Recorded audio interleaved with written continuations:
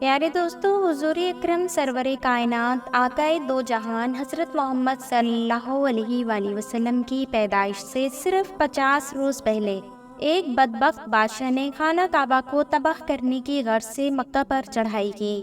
یہ واقعہ عرب کے لیے انتہائی دل خراش تھا کہ عرب کے لوگ اسے عام الفیل یعنی ہاتھی والا سال کہہ کر پکارنے لگے، جس کی وجہ یہ تھی کہ اس بادشاہ نے ہاتھیوں کے لشکر سے مکہ پر حملہ کیا تھا۔ لیکن حضور اکرم صلی اللہ علیہ وآلہ وسلم کے پیارے دادا حضرت عبد المطلب، جو کہ اس وقت مکہ کے سردار اور کعبہ کے متولی تھے، ان کی بہادری اس لشکر کی آڑے آ گئی۔ پیارے دوستو، یمن و حبشہ کا طاقتور بادشاہ تھا جسے ابہرا کے نام سے پکارا جاتا تھا۔ وہ انتہائی طاقتور تھا کہ اس نے بے شمار علاقے بھی فتح کر رکھے تھے۔ ہر طرف اس کی شان و شوکت اور بہادری کے قصے مشہور تھے۔ ایک دفعہ ایسا ہوا کہ حج کے دنوں میں اس نے دیکھا کہ کچھ لوگ مکہ جا رہے ہیں، تو بڑا حیران ہوا کہ یہ لوگ ہمارے ملک سے دوسرے ملک میں جا کر عبادت کریں گے۔ ابرہہ بادشاہ نے یہ فیصلہ کیا کہ وہ یمن میں ایک ایسی عظیم عبادت گاہ بنائے گا کہ لوگ کعبہ کو بھول کر اس کے بنائے گئے عبادت خانے میں آ کر عبادت کریں گے اور حج بھی کریں گے۔ چنانچہ اس نے شہر صنعا میں ایک گرجا گھر بنایا تھا اور اس کی خواہش تھی کہ حج کرنے والے بجائے مکہ مکرمہ کے صنعا میں آئیں اور اسی گرجا گھر کا طواف کرے اور یہی حج کا میلہ ہوا کرے۔ جب یہ بات مکہ پہنچی تو انہیں بہت دکھ ہوا، خاص کر قبیلے قریش کو، کیونکہ وہی اس وقت کعبہ کے متولی تھے۔ ایک روز قریش کے قبیلے بنو کنانا کے ایک شخص نے غصے میں آ کر صنعا کا سفر کیا اور ابرہہ کے بنائے ہوئے گرجا گھر میں داخل ہو کر پیشاب پخانہ کر دیا اور اس کے در و دیوار کو نجاست سے آلودہ کر ڈالا۔ جب یہ بات پھیلی تو اس حرکت پر ابہرہ بادشاہ کو بہت طیش آیا اور اس نے کعبہ معظمہ کو ڈھا دینے کی قسم کھا لی۔ اسی وقت اس نے حکم دیا کہ ایک عظیم الشان لشکر تیار کیا جائے کہ جو صرف اور صرف ہاتھیوں پر پیش قدمی کرے گا۔ پیارے دوستو، اس وقت ہاتھیوں کے لشکر جاہ و جلال کی علامت ہوتے تھے، تاکہ جس ملک پر حملہ کیا جائے وہ اسی بات سے خوف کھا جائے کہ ہاتھیوں کا لشکر آ رہا ہے۔ کچھ ہی دنوں میں ایک شاندار لشکر ابہرہ کے سامنے تھا۔ چنانچہ بادشاہ نے مکہ کی طرف پیش قدمی شروع کی۔ اس لشکر میں بہت سے ہاتھی تھے اور ان کا پیشرو ایک بہت بڑا کوہ پیکر ہاتھی تھا جس کا نام محمود تھا۔ اس محمود نامی ہاتھی پر خود ابہرہ بادشاہ سوار تھا۔ یہ ہاتھی اتنا بڑا تھا کہ اس سے بڑا ہاتھی کسی نے نہ دیکھا تھا۔ جب یہ لشکر مکہ میں داخل ہوا تو سب سے پہلے ابرہہ نے مکہ والوں کے جانور اپنے قبضے میں کرنا شروع کیے اور ساتھ ہی ساتھ اعلان کرنے لگا کہ جو مکہ سے نکل جائے گا بس وہی زندہ رہے گا، کیونکہ کعبہ کو منہدم کرنے کے بعد یہاں کی ہر باسی کو قتل کر دیا جائے گا۔ ابرہہ کے مکہ کے سردار حضرت عبد المطلب کے اونٹ بھی اپنے قبضے میں کر لیے۔ حضرت عبد المطلب بہت ہی روبدار اور نہایت ہی جسیم و باشکوہ آدمی تھے۔ یہ ابرہہ کے پاس آئے۔ ابرہہ نے ان کی بہت تعظیم کی اور آنے کا مقصد پوچھا تو آپ نے فرمایا کہ تم میرے اونٹوں کو مجھے واپس دے دو۔ یہ سن کر ابرہہ نے کہا کہ مجھے بڑا تعجب ہو رہا ہے، میں تو تمہارے کعبہ کو ڈھانے کے لیے فوج لے کر آیا ہوں، جو تمہارا اور تمہارے باپ دادا کا ایک بہت مقدس اور محترم مقام ہے۔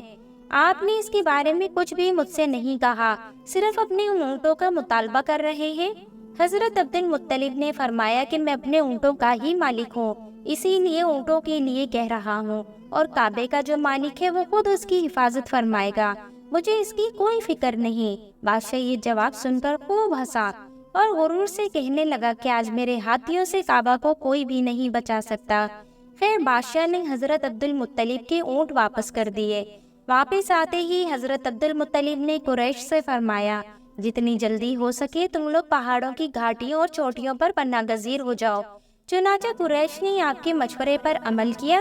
اس کے بعد حضرت عبد المطلب نے کعبے کا دروازہ پکڑ کر بارگاہ الہی میں کعبہ کی حفاظت کے لیے خوب رو رو کر دعا مانگی، اور دعا سے فارغ ہو کر آپ بھی اپنی قوم کے ساتھ پہاڑ کی چوٹی پر چڑھ گئے۔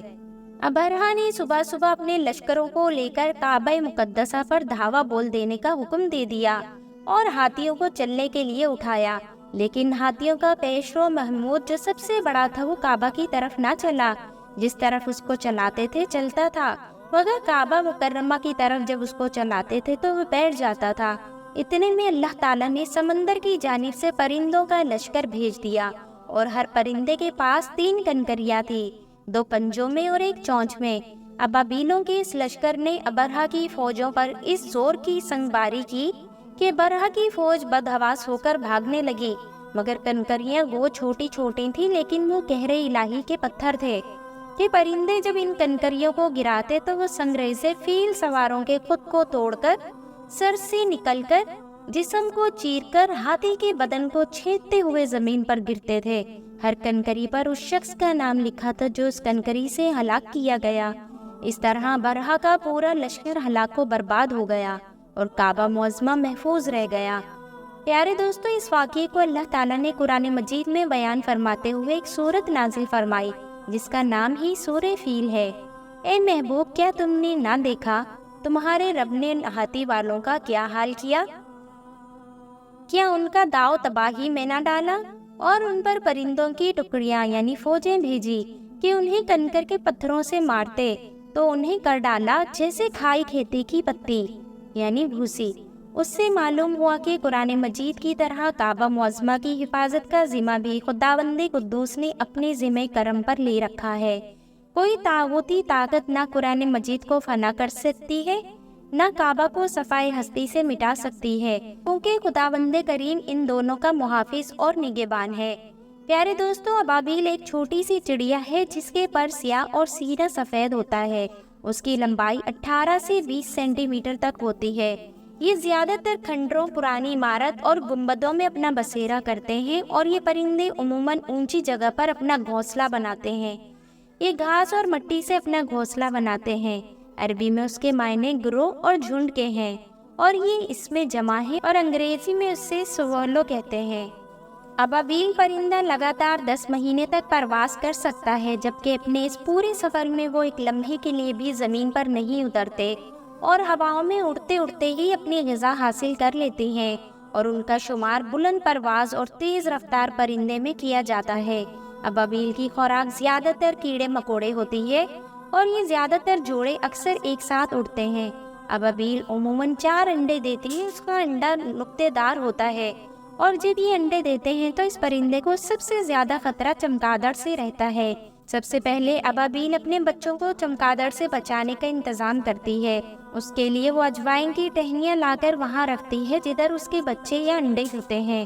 اللہ اکبر! کیا کوئی سوچ بھی سکتا ہے کہ ایک ننھا سا پرندہ پتھر پھینکے گا اور اتنا بڑا لشکر تباہ و برباد ہو جائے گا؟ بے شک میرے رب کی شان نرالی ہے۔ اللہ پاک مجھے اور آپ کو اپنے گھر کی زیارت نصیب فرمائے۔